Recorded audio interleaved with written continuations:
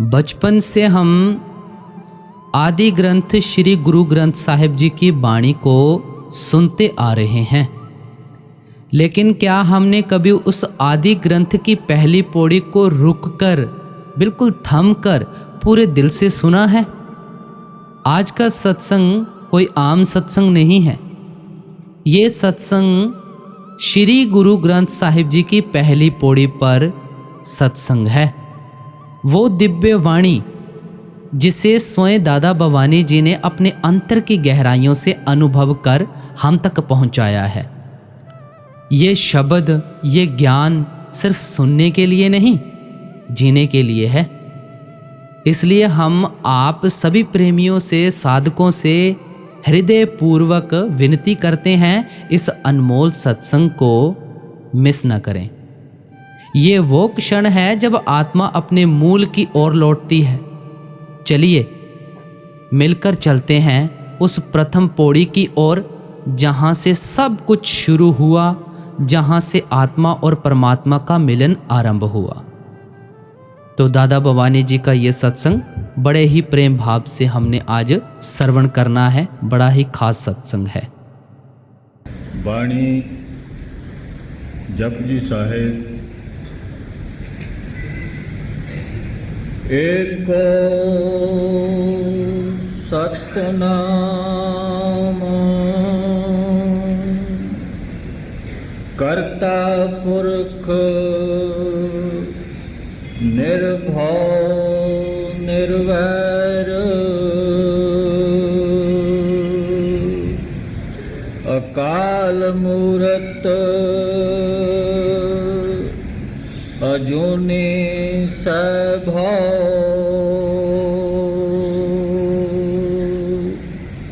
गुर प्रसाद जप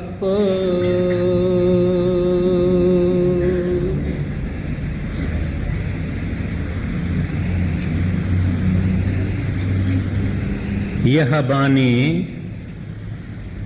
पहली पातशाही की बानी श्री गुरु ग्रंथ साहिब से है। जप साहब कोई निराली बानी नहीं है, यह श्री गुरु ग्रंथ साहिब का अंग है। जैसे आनंद साहिब है, जैसे सुखमनी है, ऐसे ही यह बानी भी श्री गुरु ग्रंथ साहिब का अंग है। पहले मैं श्री गुरु ग्रंथ साहिब के लिए कुछ अर्ज करूंगा। पांचवी पातशाही ने, पहली पातशाही श्री गुरु नानक साहब, दूजी पातशाही, तीजी पातशाही, चौथी पातशाही और आप खुद और नावीं पातशाही, इनकी बाणी इकट्ठी की। और उस वक्त में हिंदुस्तान में जो महात्मा संत दरवेश थे, चाहे हिंदू थे, चाहे मुसलमान थे, चाहे चमार थे, चाहे कोई भी थे, उनकी बाणी भी साथ में ले ली। और बड़ी मेहनत के बाद उन्होंने ग्रंथ साहिब को कंपाइल किया, यानी जिसको आज हम ग्रंथ साहिब कहते हैं, वो मुख्य मेहनत श्री गुरु अर्जन साहिब जी महाराज की थी। ये लिखा हुआ है पंजाबी में, जिसको सिंधी में गुरमुखी कहते हैं।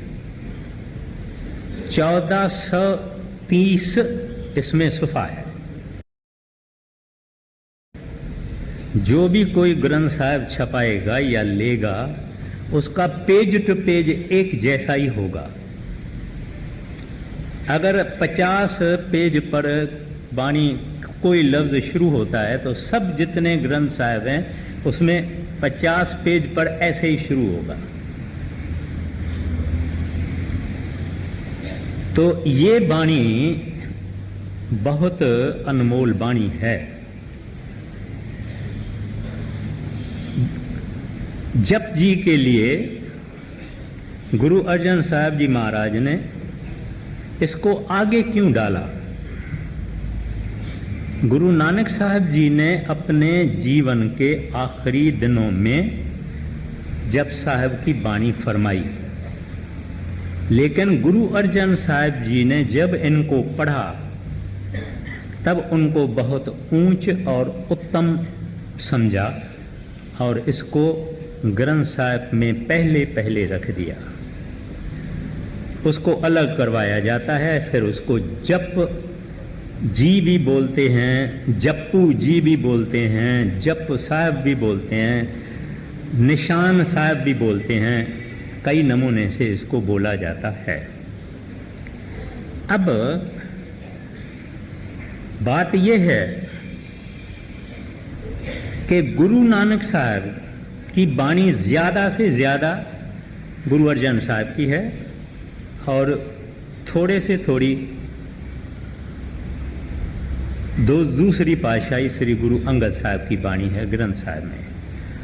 और गुरु नानक साहब के 974 974 शब्द है और श्लोक है और पौड़ियां हैं। बाकी मैं ज्यादा ये नहीं आपको अर्ज करूंगा। हालांकि गुरु नानक साहब पढ़े हुए नहीं थे, लिखे पढ़े नहीं थे। आपको याद है कि जब उनके पास उनको पढ़ाने की कोशिश की गई थी तो मुल्ला और पंडित दोनों शर्म खा के चले गए थे, तो वो पढ़े नहीं। लेकिन जो कुछ उन्होंने लिखा है उसको देख के और पढ़ के अक्ल हैरान होती है और इल्म शर्मिंदा होता है। कारण इसका क्यों?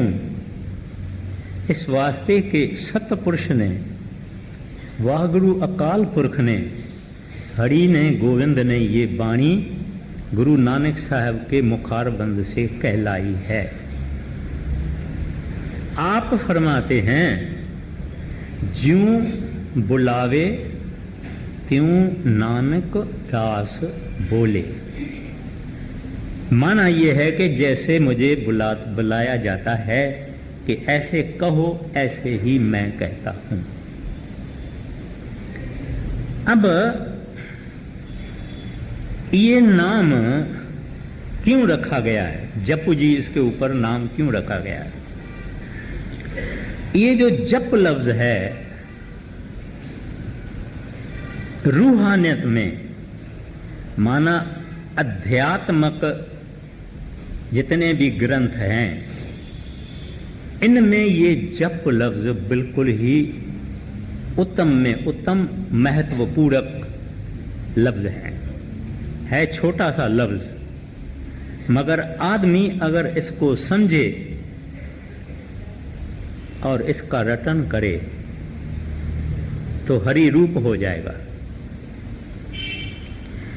अब जप माना रिपीट करना, सिमरन करना, किसको हृदय में धारना, फिर कहना,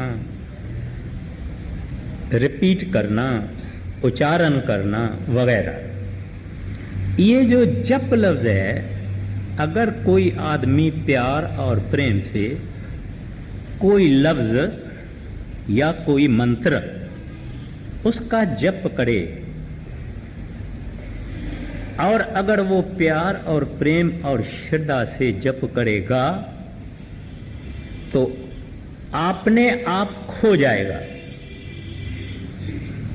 यानी जप करने वाला अगर प्यार प्रेम श्रद्धा से एकाग्रता से जप करेगा तो जिस चीज का जप करेगा, जिस विषय का जप करेगा, जिस मनुष्य के नाम का जप करेगा, जिस मंत्र का जप करेगा, अपना आप उसका भूल जाएगा, विस्मरण हो जाएगा और जिसका जप करेगा ऐसा रूप हो जाएगा और उसको अपना कोई पता नहीं, उसकी हस्ती, he will lose his identity, he will be oblivious, unaware of the change, transform हो जाता है। अगर सिख अपने गुरु के बख्शे हुए नाम का जप करता है तो उसका रूप हो जाएगा।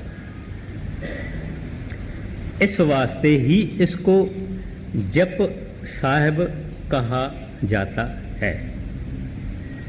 मगर एक बात विचारने के लायक है कि हमको जप साहिब में गुरु नानक साहब जी महाराज ने कई मुश्किल सवालें जो दुनिया के सामने हैं उनका उन्होंने जवाब दिया है बहुत सुंदर तरीके से। पहला ये कि परमात्मा है, अगर है तो कैसा है, किस जैसा है और कैसा है, और कैसे हम उसको समझ पाएं। इंसान के जिंदगी का कोई मकसद है क्या, या है ही नहीं? अगर है तो क्या? अपने अक्ल से और दिमाग से इंसान परमात्मा को हासिल कर सकता है क्या? अगर नहीं तो क्यों?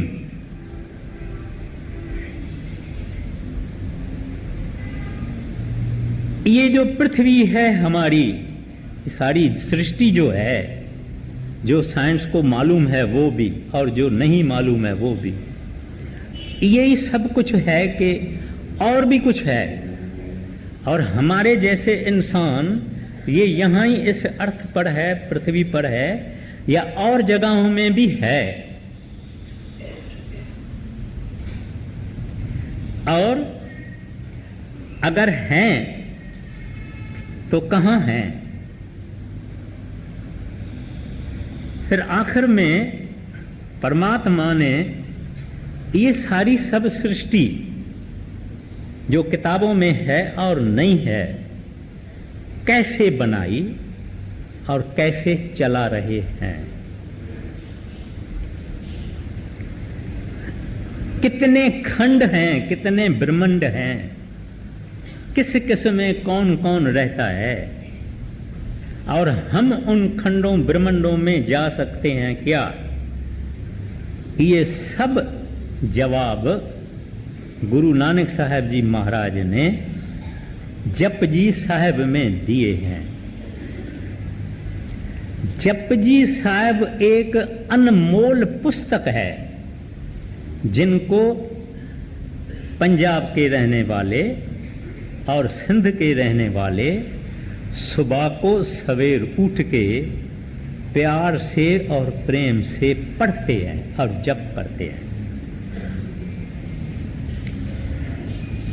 भाई लहणा आपने सुना होगा, जो बाद में गुरु अंगद साहब बने। उन भाई लहणा ने जब वो वैष्णो देवी का दर्शन करके वो पहाड़ों में जाते थे, पहाड़ों में एक गुफा है जहां से गैस निकलती है और वो उसको ऑक्सीजन लगने से वो जल जाती है, और लोग वहां वैष्णो देवी का समझते हैं कि हाजिरी है, तो वहां मेला भी लगता है, लोग देखने को भी जाते हैं, लोग दर्शन करने को भी जाते हैं, और उसको बहुत पवित्र जगह मानी जाती है। तो वहां चौधरी लहणा हर बरस को उस ज्योति का, देवी का दर्शन करने के लिए जाता था। एक दफे एक प्रेमी सिख जप साहब पढ़ रहा था। उस प्रेमी सिख का नाम था भाई जोध। तो बैठ गए और बड़े प्रेम से जप साहब सुनने लगे। तो उसको कहते हैं, भाई ये आप किसकी बानी पढ़ते हो? बोले क्यों? बोलते मुझे बहुत मधुर लगती है, मुझे बहुत प्यारी लगती है। बताओ किसकी बानी है ये? कहते हैं ये गुरु नानक साहब जी महाराज की बानी है, जो मेरे सतगुरु हैं। बोले वो कहाँ मिलेगा? कहते हैं वो पहाड़ों के नीचे उनका कई जगहों पे सत्संग होता है, दर्शन देते हैं वगैरह वगैरह। तो उन्होंने सोचा कि दूसरे बरस जब मैं वैष्णो देवी का दर्शन करके नीचे उतरूंगा पहाड़ों से तो मैं उनका भी दर्शन करूंगा। लेकिन वो गुरु नानक साहब का अक्षर सुन के और वाणी सुन के, नाम सुन के वो मोहित हो गया, यानी कि वाणी से ही उस पे मोहित हो गया। जब नीचे उतरा तो एक जगह पे कई आदमी बैठे हुए थे और एक महात्मा सफेद दाढ़ी वाले वो सत्संग फरमा रहे थे। लोगों से पूछा, भाई ये कौन है? बोला ये श्री गुरु नानक साहब है। कहते हैं इसके तो तलाश में हूं। तो आगे आगे गए और बैठे और उसी वक्त ही उसके ऊपर मोहित हो गए, यानी आशिक हो गए। फिर घर नहीं गए, फिर गुरु नानक साहब से इजाजत लेके गुरु नानक साहब के घर में गए और घर में उनकी सेवा की, यानी कपड़े धोना, बर्तन मांजना, दांतन काट के आके देना, झाड़ू लगाना, सब कुछ करना। तो गांव के आदमी आए, कहने लगे महाराज ये तो हमारे गांव का चौधरी है, इसको तो हमको वापस दे दो। बोले मैंने इसको क्या किया है, मैंने थोड़ी पकड़ के रखा है। भाई लेना, उठो और अपने गांव वालों के साथ जाओ। कहते हैं महाराज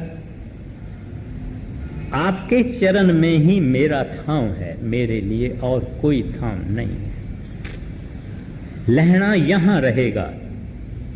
लेने की जगह लेने ने संभाल ली, लेने को मिल गई, ये मेरी असल जगह है।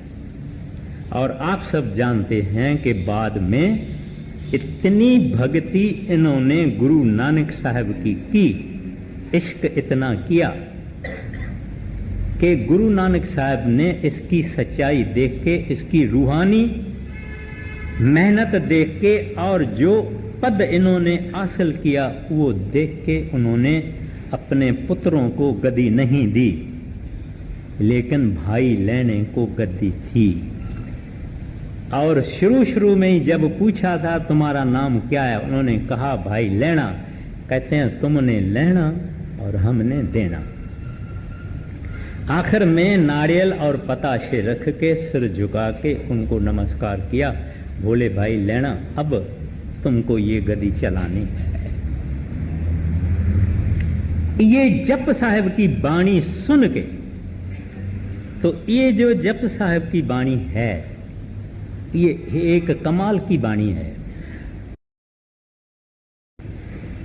अपन आज से 4 बरस पहले ये बाणी ली थी, जनवरी 1980 में, और अभी नवंबर आ गया है, करीबन 4 बरस हो जाते हैं। अब ये बाणी फिर ली जाती है।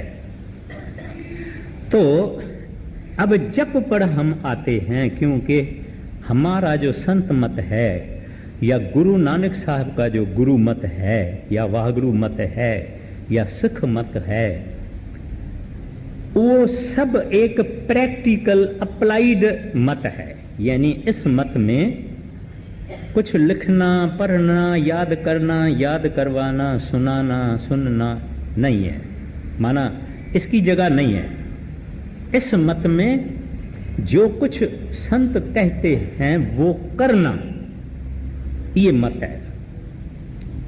It is the path to become and not to know. It is the path of not information but transformation. यानी आदमी को कुछ और बनना है। ज्ञानी कोई कितना ही होवे, बड़े वेद पढ़े हुए, शास्त्र पढ़े हुए, बहुत कुछ करने वाला हो, अक्लमंद हो, बुद्धिमान हो, लेकिन जब तक इन्होंने कुछ रहत नहीं रही, करनी नहीं की, अभ्यास नहीं किया, साधना नहीं किया, तो खाली है। इस वास्ते जप पर फिर मैं वापस आ जाता हूं कि ये जो जप हमको कहा गया है, क्या कहते हैं, जपू जी या जप जी। तो ये जो जप है ये इंसान को एक अलहदा चीज बना देता है। और सब महात्माओं ने, संतों ने, कबीर साहब ने, रविदास ने सिमरन सिमरन सिमरन, गुरु नानक साहब जी जप कहते हैं, गुरु अर्जन साहब जी महाराज सुखमनी में सिमरन सिमरन कहा है, और आपने जप कहा है। महाराज श्री कृष्ण भी गीता में कहते हैं कि सब यज्ञों में मैं जप यज्ञ हूं। कहते हैं लड़ाई करने वालों में मैं सिकंद हूं, दरख्तों में मैं पीपल हूं। इस तरह से सब बातों में बोलते हैं कि मैं मेहनदार हूं, मुख्य हूं। और कहते हैं यज्ञों में मैं जप यज्ञ हूं। कहते हैं कोई यज्ञ इसका मुकाबला नहीं कर सकता। फकत इस जप को हम अगर हृदय में पकड़ें और प्यार प्रेम से सतगुरु के बख्शे हुए नाम को जपें, तो हम और हो जाएंगे। जैसे बुले शाह कहते हैं, हुण मैं हो गया हौड़ दा हौड़, ये इंसान हौड़ दा हौड़ हो जाता है। ये सारी कमाल जप की है, सारी कमाल सिमरन की है। ये जपते जपते जपते जपते जपते जपते जपते इसके अंदर ही अजपा जाप शुरू हो जाता है, माना शब्द खुल जाता है। ये जो आपको मिले हैं, हमको मिला है, ये नाम 5 मिले हैं, ये भी वरण आत्मक हैं, आत्मक के तरफ पौड़ियां हैं, टप्पे हैं। जब ये 5 नाम जपते जपते जपते जपते शरीर सुन्न हो जाएगा, सब कुछ पता नहीं लगेगा, ये एक और हस्ती हो जाएगा, तो जप बंद हो जाएगा। इसके अंदर में अजपा जाप यानी नाम यानी शब्द यानी वाणी खुल जाएगी, फिर ये उसमें लवलीन हो जाएगा। इस वास्ते इसका नाम जप। अब गुरु नानक साहब जी महाराज से सिद्धों ने पूछा था। ये सिद्धों के बारे में कुछ लोग कहते हैं कि सिद्ध थे ही नहीं, कुछ सिख थे या जिज्ञासु थे जिन्होंने सवाल किए हैं, लेकिन ज्यादा लिखने वाले कहते हैं कि सिद्ध थे। अभी सुमेर पर्वत जो है वो जो कोई जाग्राफी में सारी दुनिया में कहीं नहीं है, मगर हमारे हिंदुओं के पुस्तकों में है, शास्त्रों में है। और जप साहब में भी सुमेर पर्वत का जिक्र आया है। मेरा ख्याल है कि वो कर्म खंड में या वगैरह, वो खंड भी है अंदर, उसकी बात अलग है। तो वहां सिद्ध रहते थे। सिद्ध वो हस्तियां हैं जो न आकाश में, न पाताल में, न धरती पर हैं, बीच बीच में बड़े पहाड़ों की चोटियों पर रहती है, जो भी है तो मिथोलॉजिकल।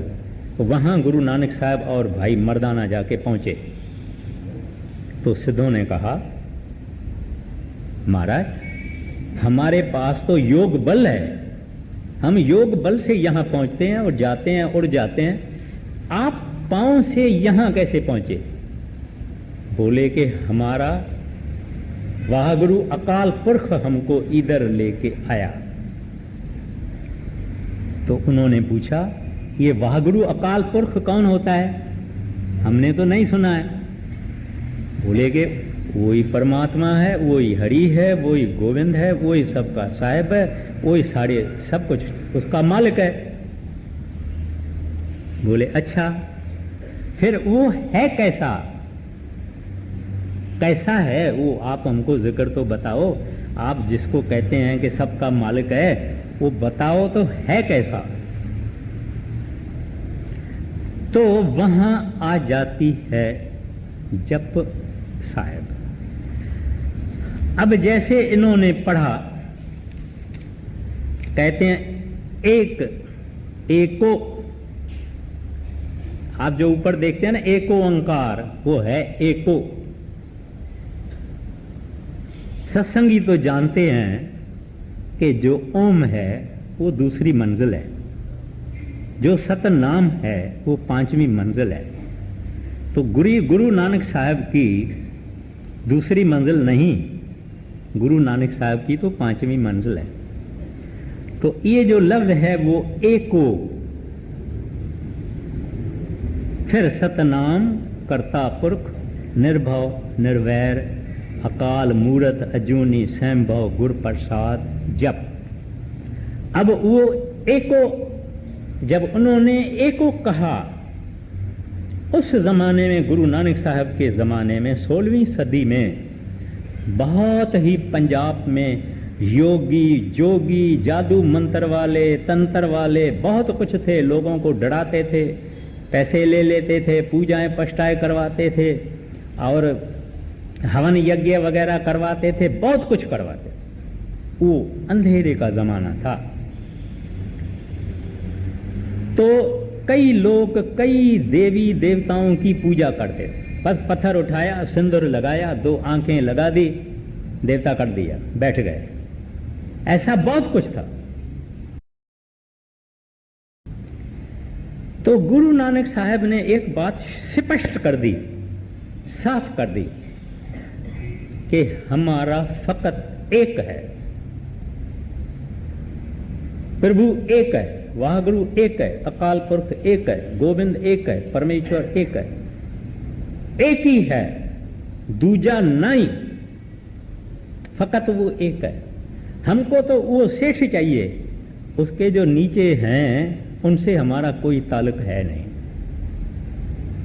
सेठ से सुबत होगी, सब कुछ अपना हो जाएगा, मगर नीचे वालों से सुबत रखने से फायदा नहीं। जब सेठ खड़ा है तो उन्होंने एक्सक्लूसिवली उनको वन कह दिया, एक को, वो एक ही है, वो हमारा इष्ट है, वो हमारा पिता है, माता है, माबूद हकीकी है, हमारा दोस्त है, सब कुछ है, वो एक है।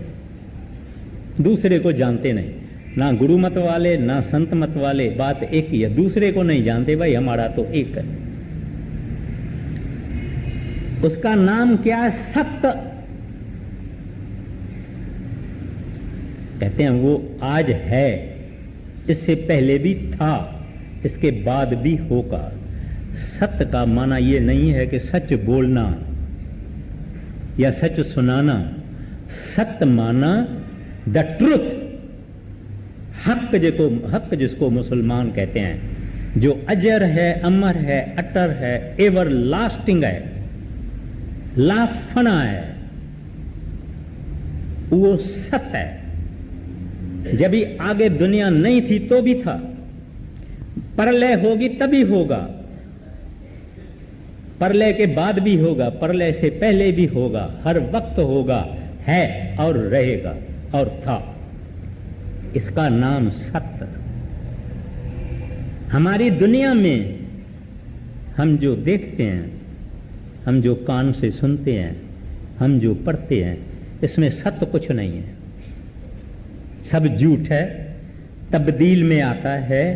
आज है कल नहीं होगा, आज जवानी है कल बुढ़ापा है, आज मुंह का रंग लाल है कल मुंह का रंग पीला हो जाएगा। इस तरह से हम यहाँ बैठे हुए हैं, पता नहीं 1000 बरस पहले यहाँ क्या था, पता नहीं 1000 के बाद यहाँ क्या होगा। सब बदलता जाएगा, नाश होता जाएगा, फिरता जाएगा, तब्दील आती जाएगी।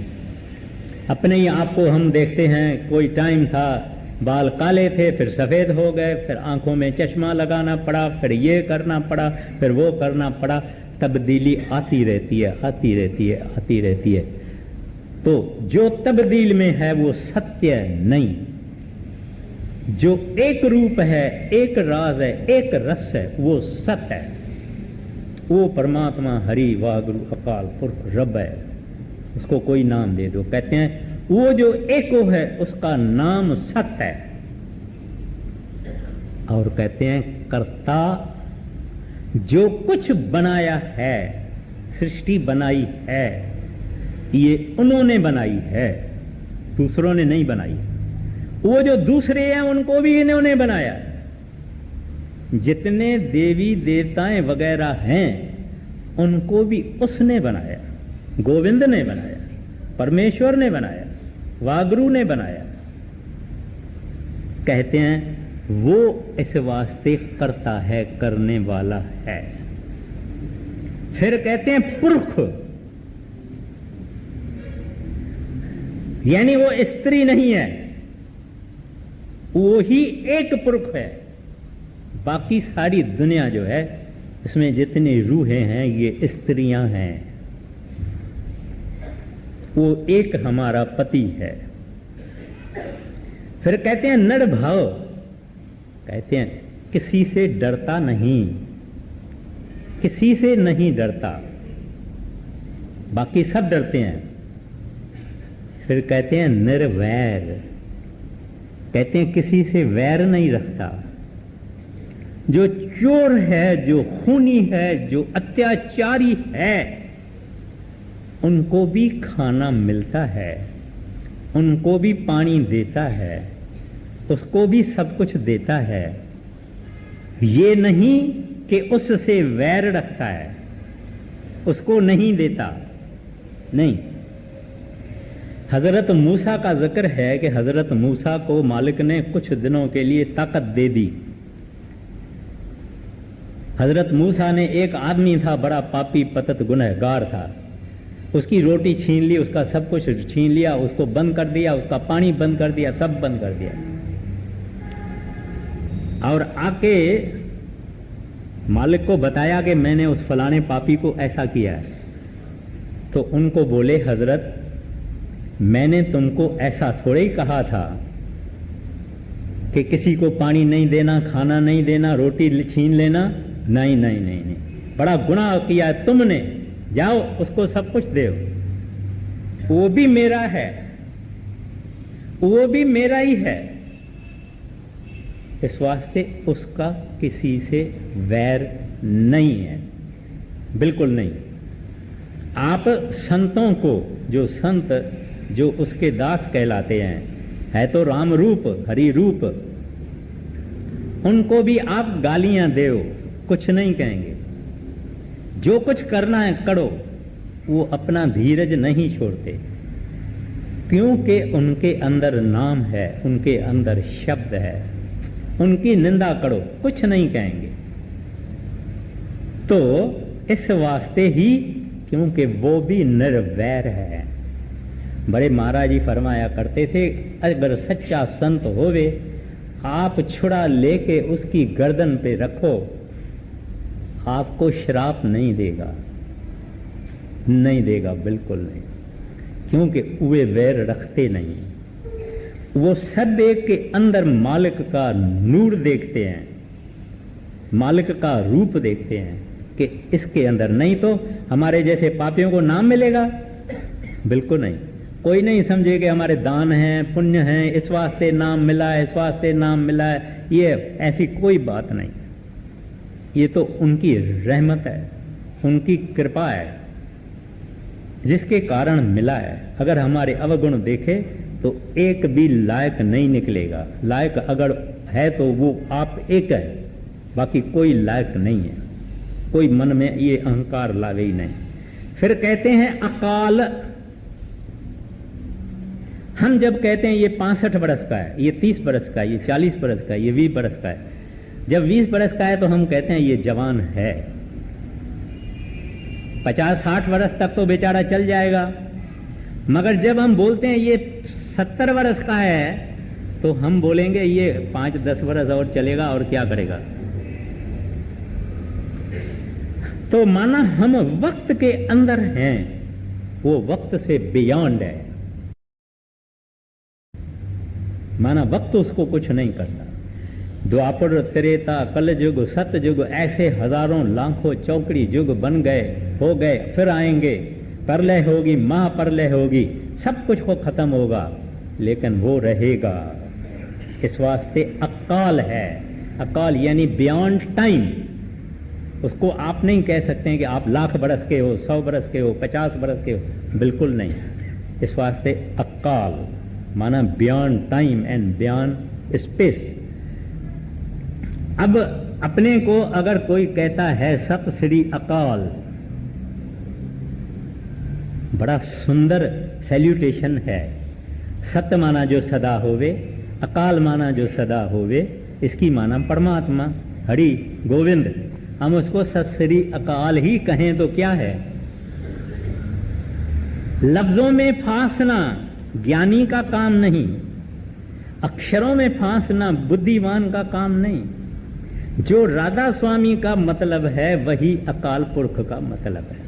सत श्री अकाल का भी वही मतलब है, खाली अक्षर जुदा जुदा हैं। तो वो प्रभु वाहक रूप बियॉन्ड टाइम है और बियॉन्ड स्पेस है। फिर कहते हैं अजूनी, ना उन्होंने मां के पेट से जन्म लिया है या किसी और तरह से पैदा हुए हैं, नहीं। ना वो मरता है ना वो जमता है, यानी जूनी में वो आता नहीं। हम सब जूनियों में आते रहे हैं, वो नहीं आता। फिर उसको क्लियर करने के लिए कहते सैं भाव, माना खुद ही आपे ही पैदा हुआ है, आपे अपने आश्रय पे सेल्फ डिपेंडेंट है, अपने आधार पे रहता है, अपने आपे ही हुआ है, इसको किसी ने पैदा नहीं किया है।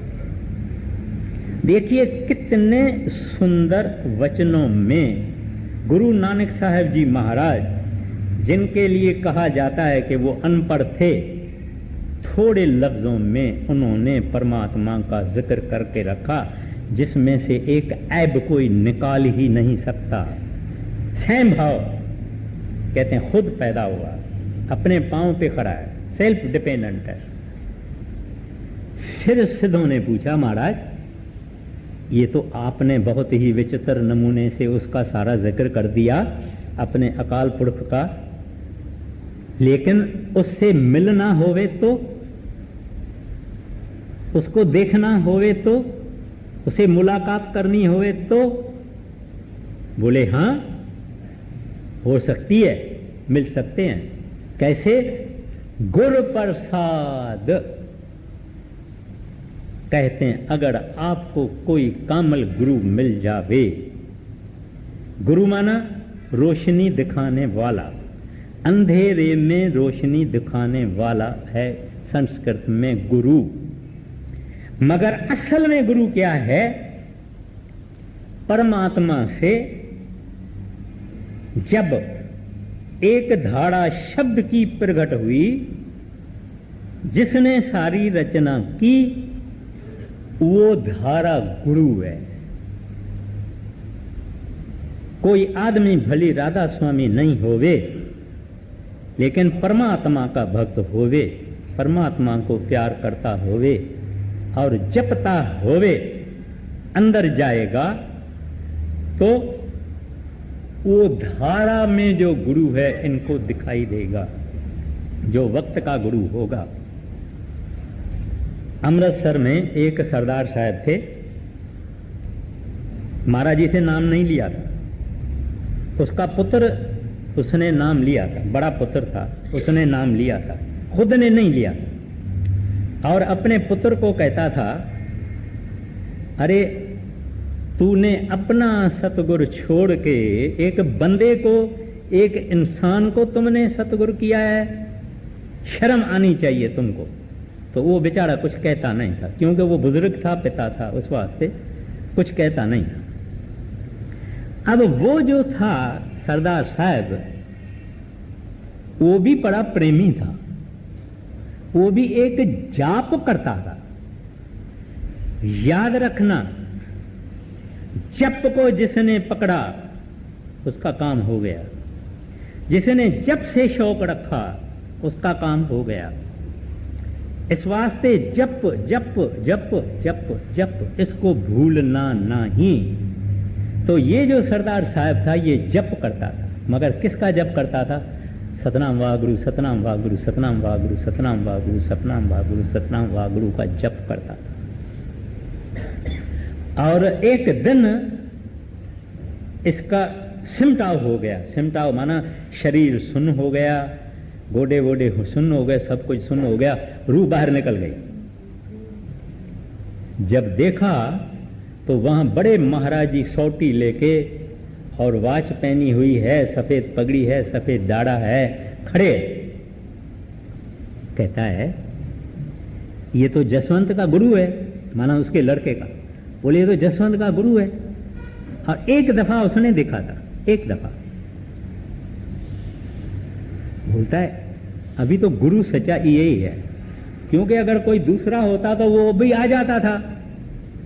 जब ये आ गया है और भी कोई होता था तो आ जाता था, मैं उसको देख लेता था।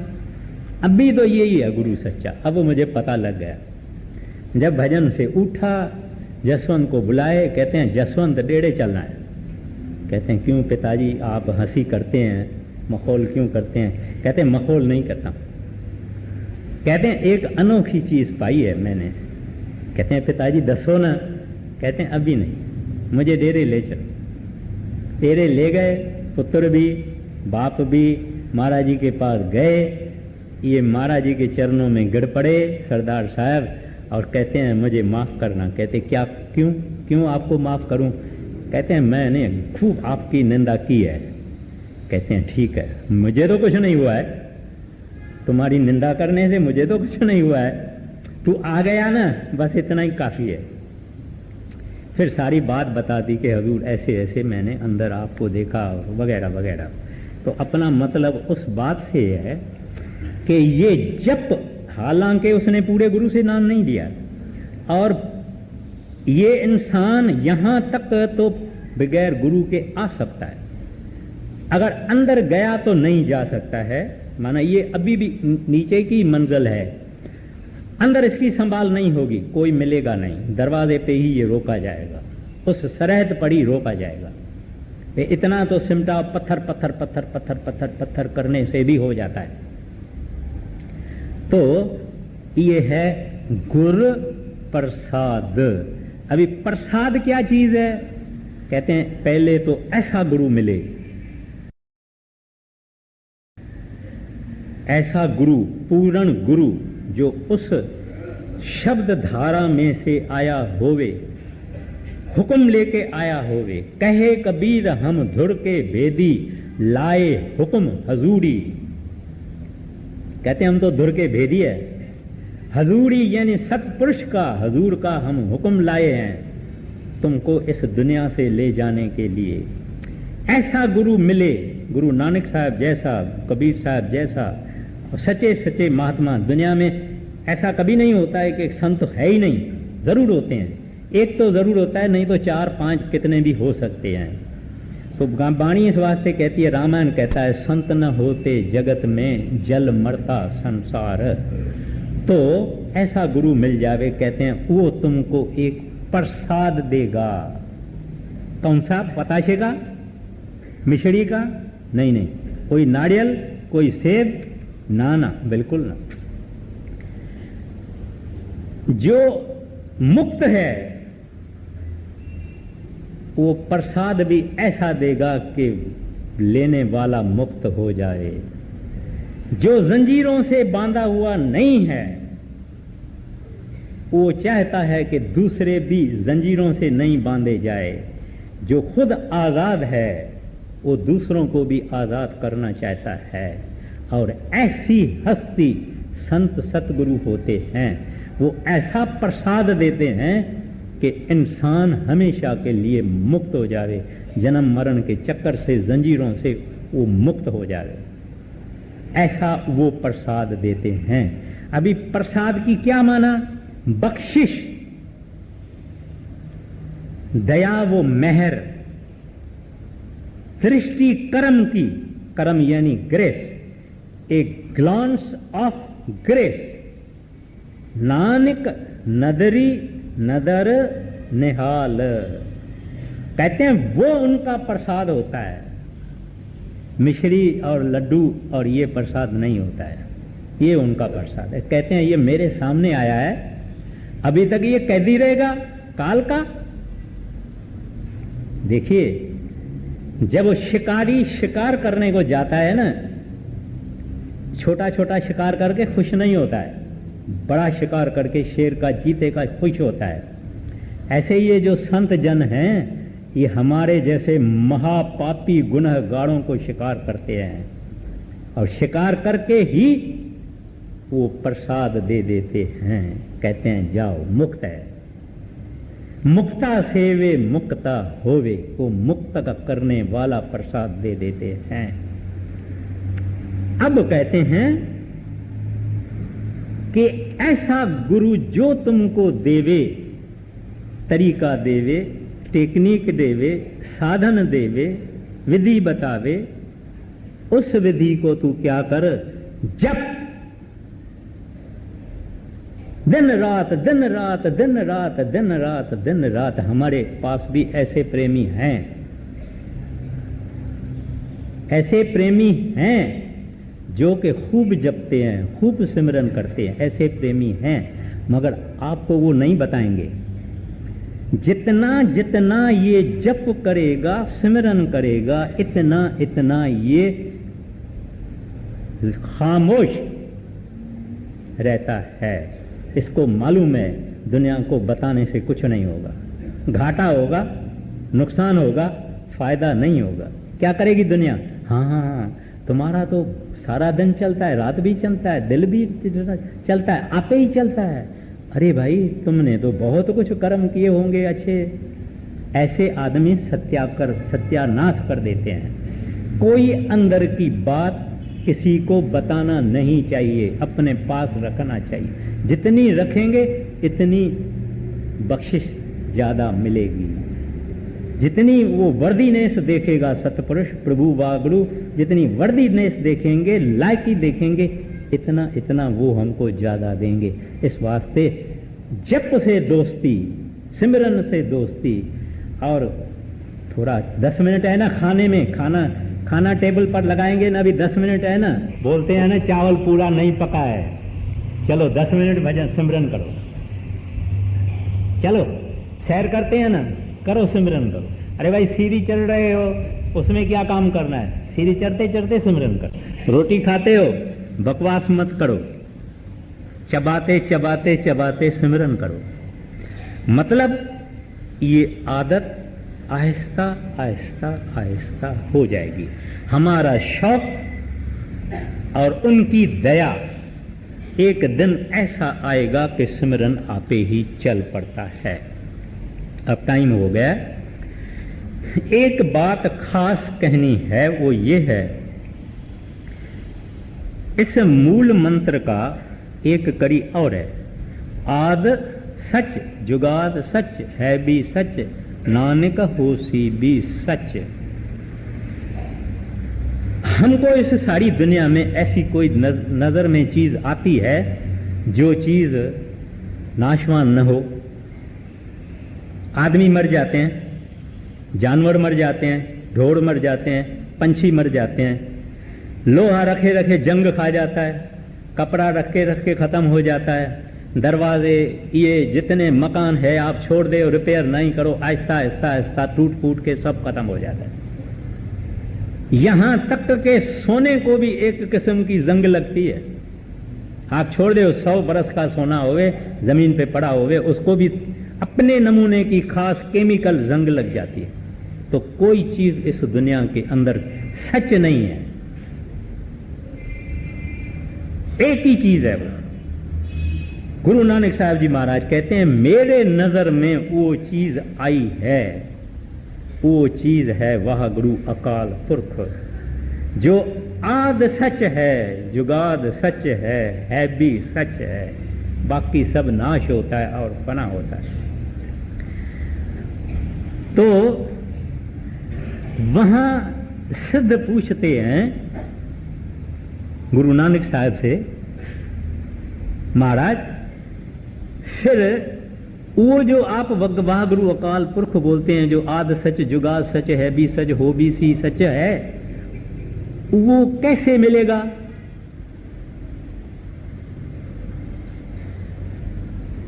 सोच करने से ना, सोचे सोच ना हो भाई, कहते सोच करने से भी नहीं मिलेगा।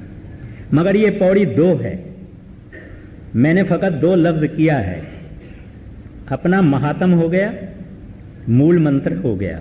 अभी ये पौड़ी जो है ये आती है, पहली पौड़ी सोचे सोच न हो वही, ये सोचे लखवार। कहते हैं वो जो आद सच जुगाद सच है भी सच है, कहते हैं उसको आप समझ नहीं पाएंगे, उसका ज्ञान हासिल नहीं कर पाएंगे। आप लाख बार भी अपना दिमाग चलाओ तो आप उसको सोच नहीं सकते हैं कि वो कैसा है। बाकी जब ये दूसरा मंगलवार आएगा तब ये पहली पौड़ी उठाई जाएगी। राधा स्वामी। आज का सत्संग जपजी पौड़ी नंबर 1, तारीख 4 दिसंबर 1984। सोचे सोच न होई, जे सोची लखवार।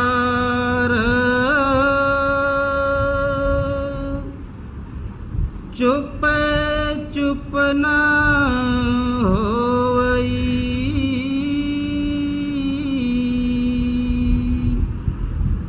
जे लाए रहा लिवतार।